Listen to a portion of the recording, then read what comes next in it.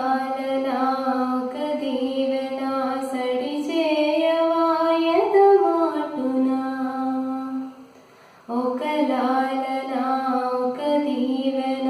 సడి చేయవాయద మాటునా తీయ తీయని ప్రియ భావన